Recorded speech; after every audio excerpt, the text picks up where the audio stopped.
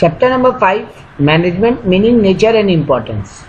ये चैप्टर बात करेगा कि मैनेजमेंट का मीनिंग क्या है, मैनेजमेंट कैसा होता है, नेचर और उसका ज़रूरत क्यों है, और फीचर्स वगैरह का एक आध क्वेश्चन आएगा। सबसे पहले है मैनेजमेंट का मतलब। तो मैनेजमेंट का बेसिक मीनिंग है getting things done from others. दूसरों से काम करवाने की आर्ट को मैनेजमेंट बोलते हैं, प्रोसेस को। तो मैनेजमेंट एक एक्टिविटी है getting things done through the effort of other people. यही है मैनेजमेंट का बेसिक मीनिंग। मैनेजमेंट एक गाइड करने का तरीका है, मैनेजमेंट डायरेक्शन देता है, मैनेजमेंट रेगुलेट करता है, मैनेजमेंट इंटीग्रेट करता है human effort and physical resources को। This is known as management. कुल मिला के बोल सकते हैं मैनेजमेंट का 5 एम्स है। मैन पावर को मैनेज करना, material, machine, method, money. 5M को मैनेज करना इज मैनेजमेंट। मैनेजमेंट एक इंटरपर्सनल एक्टिविटी है, मतलब हर आदमी का अलग अलग होगा। इंटरेक्शन का है इसमें, काम ज़्यादा लोगों से बात करना पड़ेगा, कम्युनिकेशन बेटर हो। मैनेजमेंट ग्रुप एक्टिविटी, अकेले नहीं होता। मैनेजमेंट गोल ओरिएंटेड होता है। मैनेजमेंट का काम ही होता है टारगेट बनाना और टारगेट अचीव करवाना।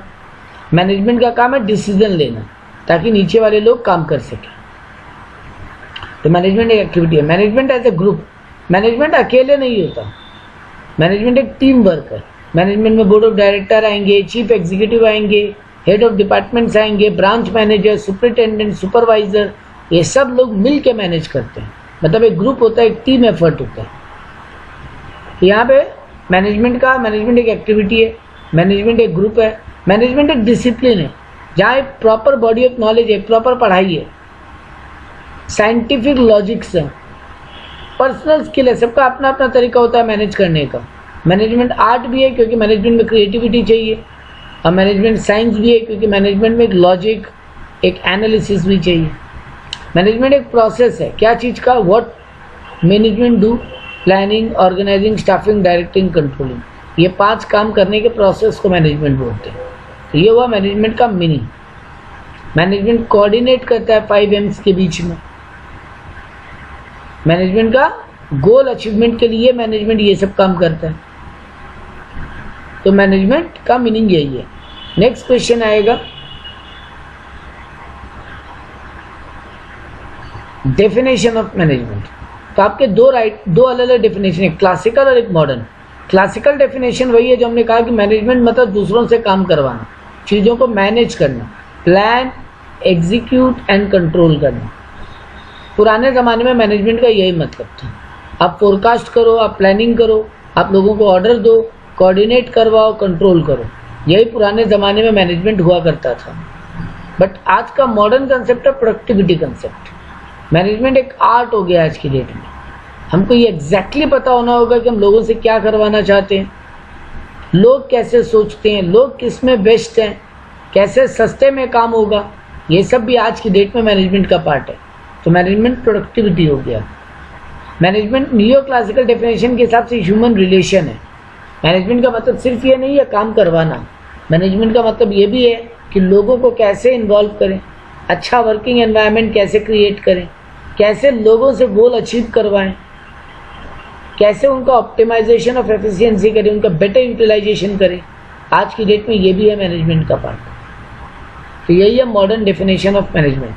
Classical definition, productive definition, human relation, decision making और इंटीग्रेशन, यही मैनेजमेंट का डेफिनेशन है। आपसे डेफिनेशन बहुत डिटेल में नहीं पूछिएगा। आज का मॉडर्न कंसेप्ट यही है इंटीग्रेशन, माने सब कुछ जोड़ के काम करना, दैट इज मैनेजमेंट। सबको एक साथ कलेक्टिव एफर्ट में लेके आना, दैट इज मैनेजमेंट। तो इनपुट को प्लानिंग, डायरेक्टिंग, ऑर्गेनाइजिंग और कंट्रोलिंग के थ्रू आउटपुट में कन्वर्ट करना। इनपुट को आउटपुट में कन्वर्ट करना, प्लानिंग, ऑर्गेनाइजिंग, डायरेक्टिंग, स्टाफिंग और कंट्रोलिंग के थ्रू, यह है आज का मैनेजमेंट। अब अगला क्वेश्चन आता है फीचर्स ऑफ मैनेजमेंट। तो मैनेजमेंट गोल ओरिएंटेड होता है। मैनेजमेंट यूनिवर्सल है, सब जगह एप्लीकेबल है। Top, middle, lower level, India, America, छोटा बिजनेस, बड़ा बिजनेस, सब जगह मैनेजमेंट लगता है।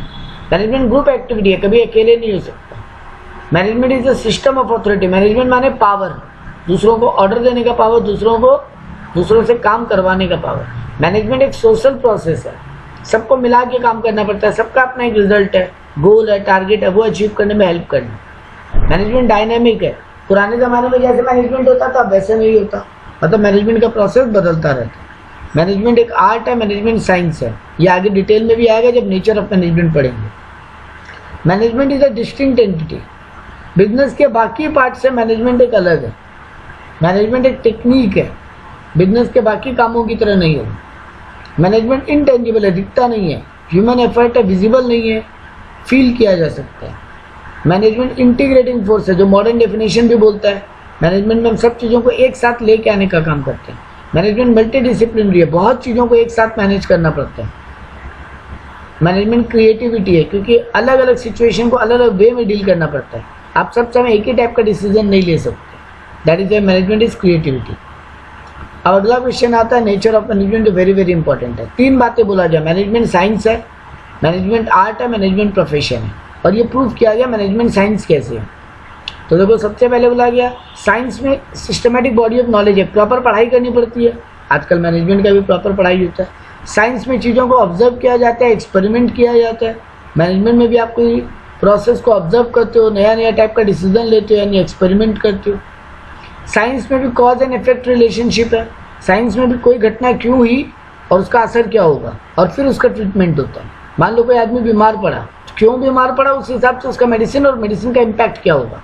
सिमिलरली मैनेजमेंट में कोई गड़बड़ क्यों हुआ, वो गड़बड़ का रीज़न ढूंढो, उस गड़बड़ का क्या इफेक्ट होगा और कैसे ठीक किया जा सकता है। यूनिवर्सली वैलिडिटी है, मतलब हर जगह काम आता है मैनेजमेंट पूरी दुनिया में। नेक्स्ट बोला साइंस भी वैसे ही है, साइंस भी यूनिवर्सली वैलिड है। मैनेजमेंट में भी आपको कॉज एंड इफेक्ट है, साइंस में भी कॉज एंड इफेक्ट है। Management as an art, practical knowledge चाहिए आर्ट में, आपको ड्राइंग, पेंटिंग ये सब बनाने का प्रैक्टिकल नॉलेज होना चाहिए। सिंगिंग, डांसिंग, वैसे ही मैनेजमेंट में भी आपको प्रैक्टिकल नॉलेज बहुत जरूरी है, थ्योरेटिकल काम नहीं आता केवल। पर्सनल स्किल, सबका अपना अपना तरीका होता है डांस करने का, सबका अपना अपना स्टाइल होता है गाना गाने का, ड्राइंग करने का, पेंटिंग करने का। वैसे ही मैनेजमेंट में भी सबका अपना अपना स्किल होता है, स्टाइल होता है। क्रिएटिविटी लगता है, हर समय कुछ नया करना पड़ेगा तभी बेटर लगेगा। एक ही टाइप से गाना बार बार गाऊँ, लोग पसंद नहीं करेंगे, मुझे अलग वैरायटी में गाना गाना पड़ेगा। वही मैनेजमेंट में भी अलग अलग तरीका अपनाना पड़ेगा। परफेक्शन थ्रू प्रैक्टिस, जितना प्रैक्टिस करोगे आर्ट में उतने अच्छे होगे, वैसे मैनेजमेंट में जितना प्रैक्टिस करोगे उतना एक्सपीरियंस बढ़ेगा, उतना बेटर मैनेजमेंट करोगे। नेक्स्ट बोला मैनेजमेंट प्रोफेशन कैसी है, तो यहाँ बोला प्रोफेशन में एक स्पेशलाइज्ड नॉलेज चाहिए। लॉयर, डॉक्टर ये होते हैं प्रोफेशनल, चार्टर्ड अकाउंटेंट, उनमें एक स्पेशलाइज्ड नॉलेज चाहिए। मैनेजमेंट में एक स्पेशलाइज्ड नॉलेज चाहिए, एक प्रॉपर पढ़ाई, एक प्रॉपर ट्रेनिंग होता है। ये सब चीज़ में मैनेजमेंट में भी होता है आजकल। सर्विस मोटिव है, आप प्रोफेशन में सर्विस देते हो। डॉक्टर सामान नहीं बेचता, सर्विस बेचता है। सीए सामान नहीं बेचता, सर्विस बेचता है। मैनेजमेंट में भी आप सर्विस दे रहे हो। स्टैट्यूटरी बॉडी है सबका, जैसे सीए का institute chartered accountant of India है, डॉक्टर लोग का मेडिकल काउंसिल है, लॉयर लोग का बार काउंसिल है। वैसे मैनेजमेंट का भी एक proper management association, all India management association, आपको उसका मेंबर होना पड़ता है। हर प्रोफेशनल बॉडी का अपना एक रूल रेगुलेशन होता है, कोड ऑफ कंडक्ट माने रूल रेगुलेशन।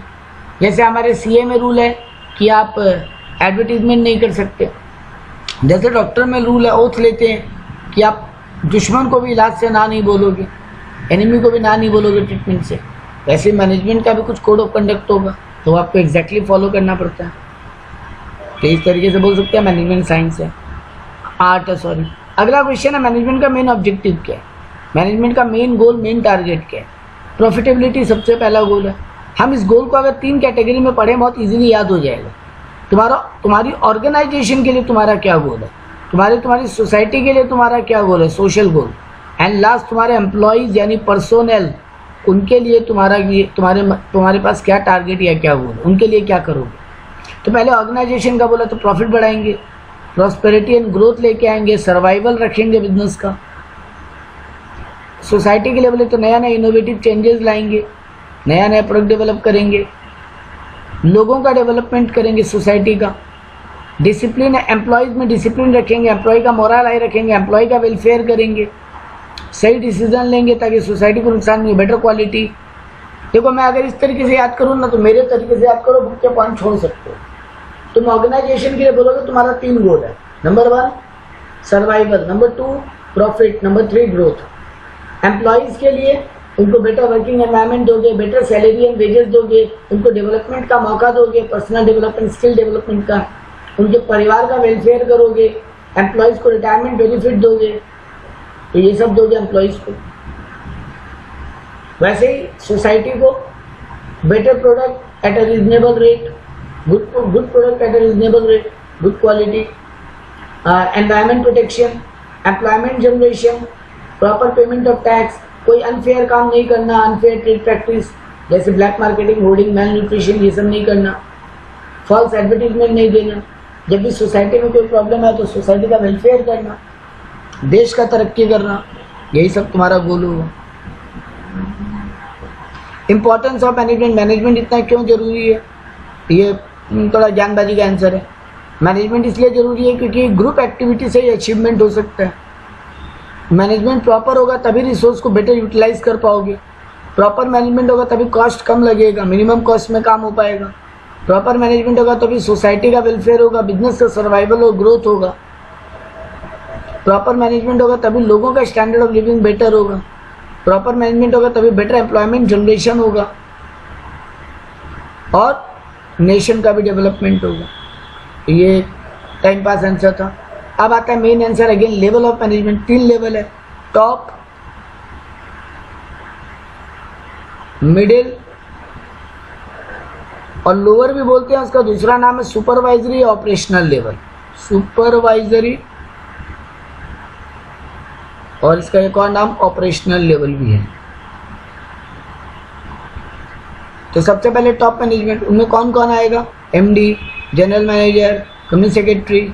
इनका मेन काम क्या है, एनालाइज करना, इंटरप्रिटेशन करना चेंजेस को, कंपनी के लिए लॉन्ग टर्म प्लान बनाना, गोल पॉलिसीज बनाना, मास्टर बजट बनाना, कंपनी का स्ट्रक्चर को बेटर बनाना और टॉप हेड या टॉप एग्जीक्यूटिव्स को अपॉइंट करना। इनका काम टॉप मैनेजमेंट का यही है। सबके साथ मिलकर कोऑर्डिनेट करके काम करना, ओवरऑल डायरेक्शन देना, कंट्रोल करना, रिव्यू करना टाइम टू टाइम काम को, कंपनी को आउटसाइड वर्ल्ड में रिप्रेजेंट करना। कौन लोग जाएगा बड़े लोग से मिलने, तुम्हारा टॉप मैनेजमेंट ही आएगा मिलने।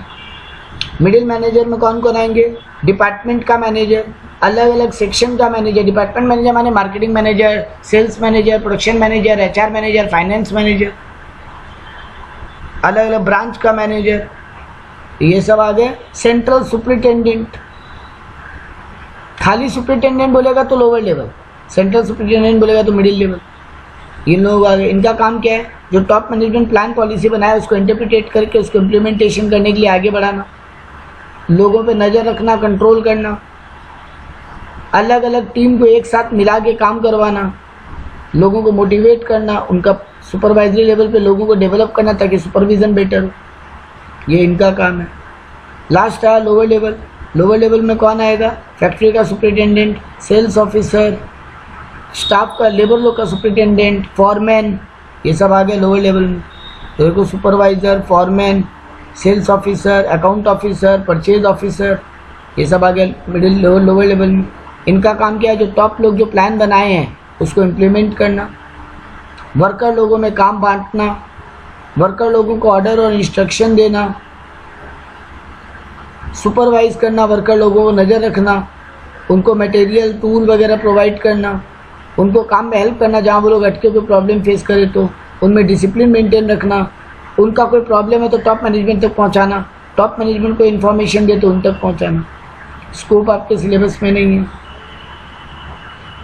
तो that was chapter number 5। Next हम लोग करेंगे planning. Chapter number 8 planning. Planning chapter का मेन क्वेश्चन क्या है, प्लानिंग चैप्टर में पहला क्वेश्चन है मीनिंग ऑफ प्लानिंग, फिर एक काम का क्वेश्चन छोटा सा आएगा फीचर्स ऑफ प्लानिंग, फिर आएगा इंपॉर्टेंस और उसका लिमिटेशन। बट मेन 2 आंसर यही है, steps of planning and types of planning. ऊपर के चारों आंसर फटाफट के हैं, कुछ है नहीं उनमें ज़्यादा, लेकिन स्टेप्स एंड टाइप्स बहुत इंपॉर्टेंट है। तो पहले प्लानिंग का मतलब क्या है, डिसाइडिंग इन एडवांस और थिंकिंग इन एडवांस कि कैसे गोल अचीव करना है और क्या करना है with in a time period. तो एक एडवांस में सोचना, नहीं पहले से सोचना, अपने कंपनी का ऑब्जेक्टिव और क्या क्या स्टेप्स फॉलो करना है ताकि काम पूरा हो जाए विद इन द टाइम। मेरे पास क्या क्या एक्शन लेने का तरीका होगा, हम कैसे काम करेंगे, इसे पहले से सोच लेना, that is known as planning. Planning का फीचर्स पे आते हैं। सबसे पहले फीचर्स वही है जो सब में कॉमन है। प्लानिंग गोल ओरिएंटेड है। प्लान क्यों करेंगे? टारगेट को अचीव करने के लिए। प्लानिंग फ्यूचर ओरिएंटेड है। पास्ट के लिए थोड़ी ना तुम सोचो कि क्या करना है, फ्यूचर के लिए सोचोगे ना क्या करना है, कैसे करना है। प्लानिंग एक इंटेलेक्चुअल प्रोसेस है, मतलब ये ब्रेन वर्क है, फिजिकल वर्क नहीं है, मेंटल वर्क है। प्लानिंग प्राइमरी फंक्शन है। सबसे पहला काम प्राइमरी है, नहीं सबसे पहला, प्राइमरी माने सबसे फर्स्ट। तो प्लानिंग सबसे पहला ही काम है मैनेजमेंट का। उसके बाद बाकी आता है क्या क्या प्लानिंग, क्या क्या फंक्शंस ऑफ मैनेजमेंट है। Planning, organising, directing, staffing, controlling. तो प्लानिंग सबसे पहला है। तो प्लानिंग की वो बेस देता है जिसके बेस पे बाकी फंक्शन काम करेंगे। प्लानिंग परवेसिव है, माने सब जगह एप्लीकेबल है। छोटा से छोटा डिपार्टमेंट हो, टॉप लेवल हो, छोटा से छोटा बिजनेस हो, बड़ा बिजनेस हो, with in the country, outside the country हो, घर का काम हो, बिजनेस का काम हो, सब जगह प्लानिंग लगता है। प्लानिंग हर डे टू डे एक्टिविटी में लगेगा। तुम पढ़ाई करते हो तो भी प्लानिंग करना पड़ता है। प्लानिंग कंटिन्यूस प्रोसेस है, लगातार प्लान करते रहना पड़ेगा। एक बार प्लान बना लिए और वही हमेशा फॉलो होता होगा, नहीं होगा। You need to change your plan according to the condition situation. तो प्लानिंग हर समय करते रहना पड़ेगा। Planning involve choice. प्लानिंग में क्या करते हैं हम लोग, मेरे पास 2 या 3 ऑल्टरनेटिव वे है कुछ काम को करने का, उनमें से एक को चूज करना इज प्लानिंग। मेरा 2 या 3 गोल हो सकता है, उनमें से एक चूज करना, दैट इज प्लानिंग। तो प्लानिंग इज अ चॉइस। और प्लानिंग किसे क्या फायदा होगा? प्लानिंग तुम्हारा एफिशिएंसी बढ़ाता है। प्लानिंग हम क्यों कर रहे हैं? ताकि हम बेटर वे में काम कर सकें। अब आता है प्लानिंग का इंपॉर्टेंस क्या है, यानी उसका एडवांटेज, मेरिट भी बोल सकते हो इसी को। तो प्लानिंग तुमको फोकस करवाता है तुम्हारे ऑब्जेक्टिव के ऊपर। तुम प्लानिंग करके जब काम करते हो तो तुमको क्लियर होता है तुम्हारा गोल क्या है, तो तुम उसी पे फोकस करते हो। प्लानिंग तुम्हारे काम को एक मीनिंगफुल बनाता है। तुम प्लान करोगे तभी काम करने में मजा आएगा। विदाउट प्लान कोई काम करोगे तो तुमको भी मजा नहीं आएगा, उसका कोई मीनिंग ही नहीं लगेगा। बोले क्यों कर रहे हैं, फालतू कर रहे हैं, क्या फायदा है इसका। तो प्लानिंग तुमको वो बताता है। Bring order to place of chaos. Chaos का मतलब क्या होता है? चीजें बिखरी हुई, फैली हुई। तो प्लानिंग अगर होगा तो वो बिखरापन एक जगह आ जाएगा। वो चीजें जो फैली हुई है तुमको ठीक से समेट लोगे। तो प्लानिंग तुमको एक चीजों को एक जगह पे लेके आता है, केओस को खत्म करता है। Planning reduce risk and uncertainty. देखो बिजनेस में रिस्क नहीं होगा, अनसर्टेनिटी नहीं होगा, ये तो हो नहीं सकता, बट प्लानिंग उसको कम कर देता है। प्लानिंग तुम्हारा ऑपरेशनल एफिशिएंसी बढ़ाता है, इकोनॉमिकल करता है। तुम प्लान करके काम करोगे तो फालतू का खर्चा नहीं लगेगा, वेस्टेज नहीं होगा, तो पैसा बचेगा, इकोनॉमिकल होगा और काम भी बेटर होगा। Planning is the basis of control. चीज़ों को कंट्रोल कैसे करोगे अगर प्लान ही नहीं है? तुम्हारा कोई प्लान ही नहीं था कि 1000 पीस बन जाना चाहिए शाम तक। तो अगर अभी दोपहर हो गया है और कितना पीस बना है, वो सही बना है कि ज़्यादा बना है कि कम बना है, ये प्लान के साथ ही क्रॉस चेक करोगे कि अगर प्लान था शाम तक 1000 पीस बनने का तो अभी तक मिनिमम 500-600 बन जाना चाहिए था। अगर नहीं बना है तो हम स्लो है, अगर बन जाए तो I am on a right track. तो प्लानिंग तुमको कंट्रोल करने में हेल्प करता है। Planning promote innovation and creativity. जब हम लोग एक साथ बैठ के प्लानिंग करते हैं, बहुत लोग इन्वॉल्व होते हैं, सब अपना अपना ओपिनियन देंगे, तो नया कोई बेटर आइडिया मिलेगा, क्रिएटिविटी बढ़ेगा, थिंकिंग पावर बढ़ेगा। प्लानिंग डिसीजन मेकिंग में हेल्प करता है, फालतू ज्ञान। प्लानिंग चीज़ों को कोऑर्डिनेट करता है। जब प्लान रहता है तो सब डिपार्टमेंट को पता होता है किसको क्या करना है और किसके बाद दूसरों वाले का काम स्टार्ट होगा। तो हम हमको पता है मेरे को कब काम चालू करना है, क्या करना है। तो प्लानिंग तुमको कोऑर्डिनेट करने में हेल्प करता है। प्लानिंग गैप को ख़त्म करता है बिटवीन प्रेजेंट एंड फ्यूचर। तुम आज खड़े होकर प्लान कर रहे हो फ्यूचर के लिए, तो ये जो गैप है इसको ब्रिज करता है प्लानिंग। अब आया प्लानिंग का बुराई क्या है, लिमिटेशन ऑफ प्लानिंग। तो सबसे पहले बोला प्लानिंग कॉस्टली है, क्योंकि प्लानिंग में एक्सपर्ट चाहिए।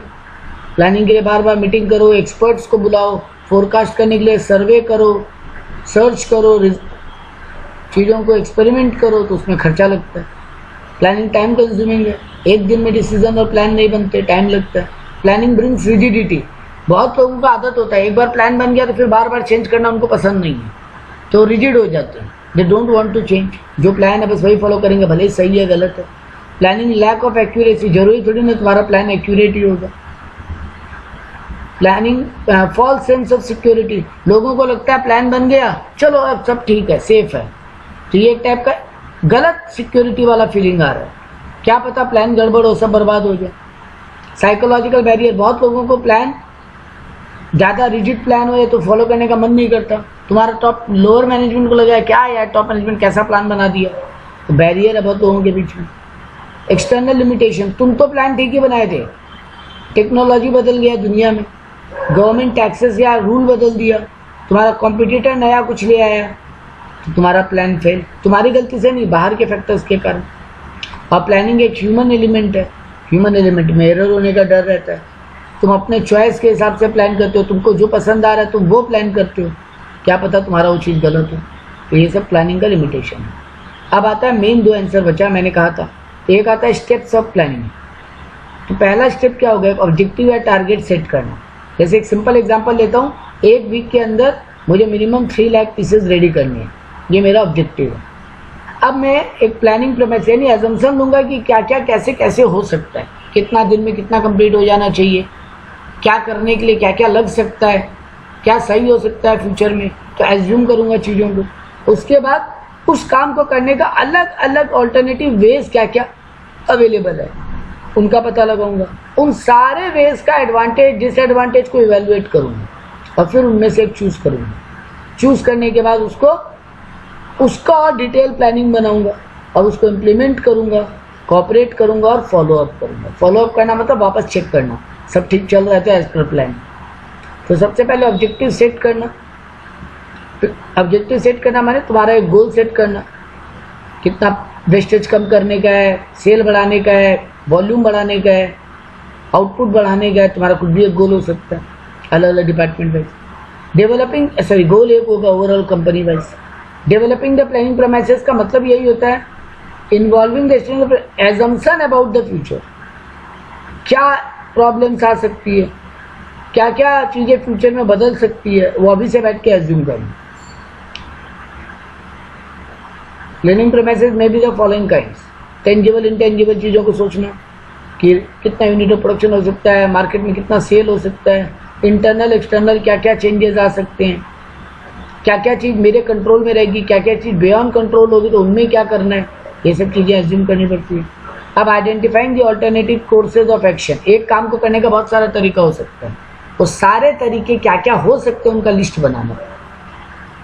Evaluating the alternative and choosing the best. अब हर ऑल्टरनेटिव का मेरे को एक काम करने का मान लो 3 मेथड पता है, तो तीनों मेथड का एडवांटेज डिसएडवांटेज मेरिट डिमेरिट सब एक जगह कलेक्ट करना, क्या पॉसिबल है क्या नॉट पॉसिबल है, किसमें कितना पैसा लगेगा, सब इवेलुएट करना। अब उनमें से एक को चूज करना। अब डेरिवेटिव प्लान बनाना माने प्लान के अंदर का और प्लान बनाना, पॉलिसीज बनाना, प्रोसीड्यूर बनाना, प्रोग्राम बनाना, शेड्यूल्स बनाना, बजट बनाना, ये सब भी करना पड़ेगा। उसके बाद बाकी सारे डिपार्टमेंट से कोऑपरेशन लेना, मतलब सबको प्लान समझाना और बोलना सब मिल के काम करेंगे।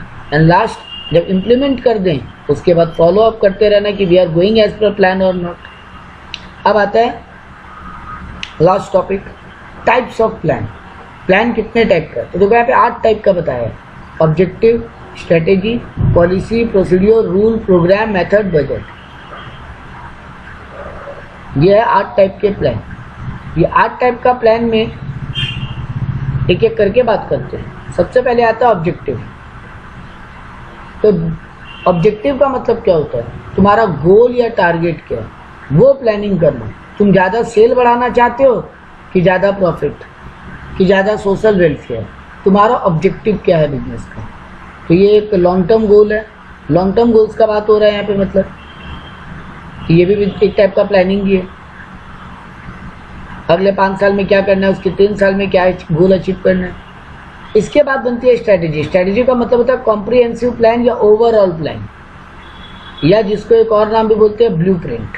तुम लोग बिल्डिंग बनने का मैप देखियो, बिल्डिंग बनने का नक्शा, कहाँ वॉल होगा, कहाँ पे किचन होगा, कहाँ बेडरूम होगा, कहाँ ड्राइंग रूम होगा, कहाँ वॉशरूम होगा, कहाँ सोफा सेट लगने का जगह होगा, ये सब प्लानिंग करने को बोलते हैं स्ट्रैटेजी बनाना। तो ब्लूप्रिंट रेडी करना ऑफ एन ऑर्गेनाइजेशन डिजायर्ड गोल। तुम जो गोल सेट किए हो अचीव कैसे होगा उसका ब्लूप्रिंट। जैसे हम ज़्यादा डिस्काउंट दे के सेल बढ़ाएंगे, सेल बढ़ाना मेरा गोल है, अब सेल बढ़ाने के लिए मेरे को डिस्काउंटिंग ज़्यादा करना होगा। अब अलग अलग वैरायटी ऑफ डिस्काउंट ऑफर्स, उनका प्लानिंग बाद में बनेगा, बट एक ओवरऑल प्लान क्या है मेरा कि हम डिस्काउंट ज़्यादा देंगे। इसका फीचर्स क्या हो गया स्ट्रेटेजी का, ये लॉन्ग टर्म है। ये मल्टी प्रोंग्ड है, बहुत सारी चीज़ों को लेकर हम एक प्लानिंग करेंगे। यहाँ पे ये एक्शन ओरिएंटेड है, मतलब क्या करना है वो गोल को अचीव करने के लिए वो बताया जा रहा है, ऑब्जेक्टिव को अचीव करने के लिए क्या करना है। ये टॉप मैनेजमेंट बनाता है। ये फ्लेक्सिबल होता है, डायनेमिक होता है, टाइम टू टाइम बदलता रहता है कंपटीशन के हिसाब से। तो ये हुआ स्ट्रेटेजी। सेकंड प्लान है पॉलिसी। थर्ड प्लान है पॉलिसी।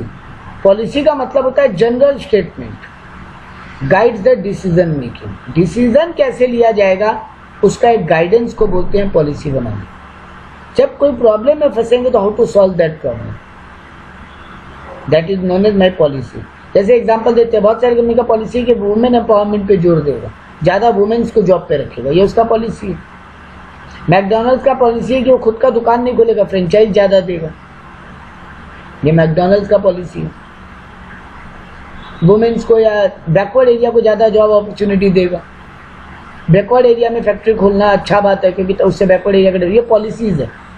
तो पॉलिसी एक स्टैंडिंग प्लान है, मतलब एक बार बनता है लाइफ लॉन्ग चलता है, बार बार कंपनी अपना पॉलिसी बदलता नहीं। ये ब्रॉड गाइडलाइन है कि कंपनी फ्यूचर में काम कैसे करेगा, कैसे अपने गोल्स तक जाएगा।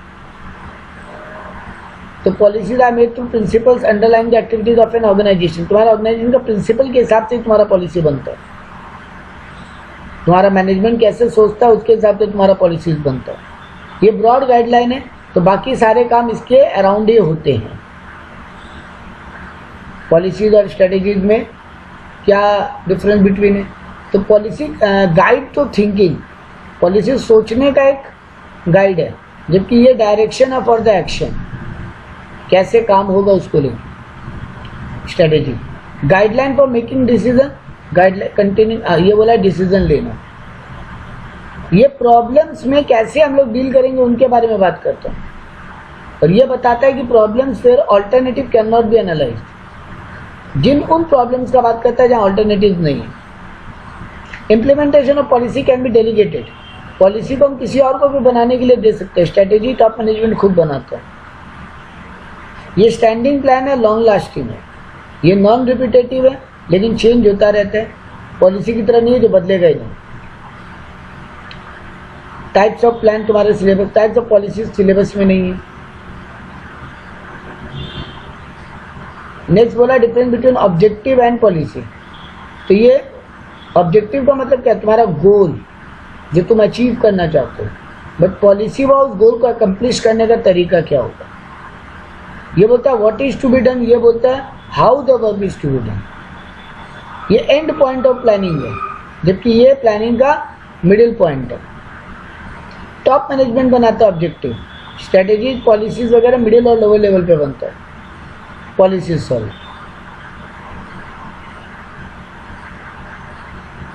एक ऑब्जेक्टिव के लिए एक से ज़्यादा पॉलिसी का रिक्वायरमेंट होता है, और एवरी पॉलिसी, हर पॉलिसी ऑब्जेक्टिव से ही कनेक्टेड होता है। इतना पॉइंट बहुत है। नेक्स्ट आता है प्रोसीड्योर। प्रोसीड्योर माने स्टेप्स, प्रोसीड्योर माने स्टेप्स। जैसे चाय बनाने के लिए पहले गैस ऑन करो, फिर दूध रखो, फिर उसको बॉयल होने दो, फिर पानी डालो, फिर पत्ती डालो, फिर चीनी डालो, फिर बॉयल होने दो, और फिर उसको छान के पी लो। तो ये प्रोसीड्योर है। तो कोई भी काम को करने का क्रोनोलॉजिकल सीक्वेंस होता है, स्टेप्स, उसी को बोलते हैं प्रोसीड्योर। प्रोसीड्योर का फीचर क्या है? प्रोसीड्योर लेस फ्लेक्सिबल होता है। एक कंपनी का प्रोसीड्योर मोटा मोटी बार बार नहीं बदलता, प्रोसीड्योर सेम रहता है। इतनी प्रोसीड्योर में और कुछ पढ़ने लायक नहीं है। नेक्स्ट आएगा, ये सब कुछ काटा हुआ है। पॉलिसीज और प्रोसीड्योर में क्या फ़र्क है? पॉलिसी जनरल गाइडलाइन है, प्रोसीड्योर स्टेप्स है। ये मैनेजमेंट कैसे सोचता है वो बताता है, और ये बताता है काम को करना कैसे है, वे क्या होगा। ये फ्लेक्सिबल है पॉलिसी, प्रोसीड्योर रिजिड है, बार बार बदलेगा नहीं। ये ब्रॉडर बात करता है, ये केवल एक पर्टिकुलर रूट बताता है। ये गैप, ये ब्रिज करता है गैप को बिटवीन पर्पस एंड परफॉर्मेंस, जबकि ये ब्रिज करता है एक्टिविटीज एंड आउटकम।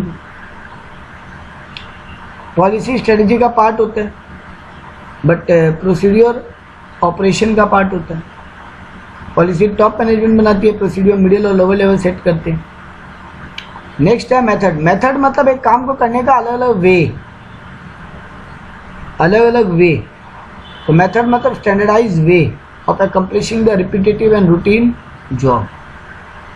जैसे हम मैनुअली भी काम कर सकते हैं, हम मशीन से भी काम कर सकते हैं, और थोड़ा मशीन थोड़ा मैनुअली भी कर सकते हैं। ये हो गया अलग अलग मेथड्स। अब तुमको चूज करना है कि वो डे टू डे काम को पूरा करने के लिए कौन सा मेथड तुम्हारे लिए बेटर होगा, जो सिंपल होगा, जो स्टैंडर्ड होगा, जो प्रॉपर सिस्टमेटिक होगा, तुम वही वे चूज करो, जो कम कॉस्ट में मैक्सिमम आउटपुट देगा। नेक्स्ट हुआ रूल्स। तुम्हारे एम्प्लॉयज को क्या करना और क्या नहीं करना, उसको बोलते हैं रूल्स। मतलब what employ should do and what should not do. सुबह 8:30 आना है, 1 बजे लंच ब्रेक होगा, 1:30 बजे लंच ब्रेक ख़त्म, 5 बजे छुट्टी, केवल सैटरडे संडे हॉलीडे या केवल Sunday holiday, office proper uniform में आना है। लेट करोगे 3 दिन तो 1 दिन का सैलरी काट लेंगे। ये हो गया रूल्स। तो जो एम्प्लॉयज़ के लिए डिसिप्लिन मेंटेनेंस के लिए है, दैट इज रूल्स। माने acceptable behaviour of the members of an organisation. कौन कैसे बिहेव करेगा, क्या करेगा और क्या नहीं करेगा। यहाँ वहाँ थूकना मना है, थूकने पे फाइन लगा देंगे। ये है रूल्स। डिफरेंस बिटवीन आप एक बार पढ़ सकते हो। नेक्स्ट और आखिरी है बजट। सॉरी, इसके बाद एक और है प्रोग्राम। बजट का मतलब क्या है? जब हम न्यूमेरिकल टर्म्स में फ्यूचर का एक्सपेक्टेड रिजल्ट्स को एक जगह प्लान करते हैं। न्यूमेरिकल टर्म्स में कितना यूनिट बिक सकता है, कितना रुपीस का सेल हो सकता है, कितना पीस सेल हो सकता है, कहाँ कहाँ कितना एक्सपेंडिचर लग सकता है, वेजेस कितना लगेगा, मटेरियल पे कितना खर्चा होगा, एडवर्टीजमेंट पे कितना खर्चा होगा, that is known as budget. Production budget, sales budget, material budget, cash budget, ये सब का बजट बनता है ताकि पता रहे कब कितना खर्चा कहाँ लगेगा। एंड लास्ट है प्रोग्राम। प्रोग्राम का मतलब क्या होता है?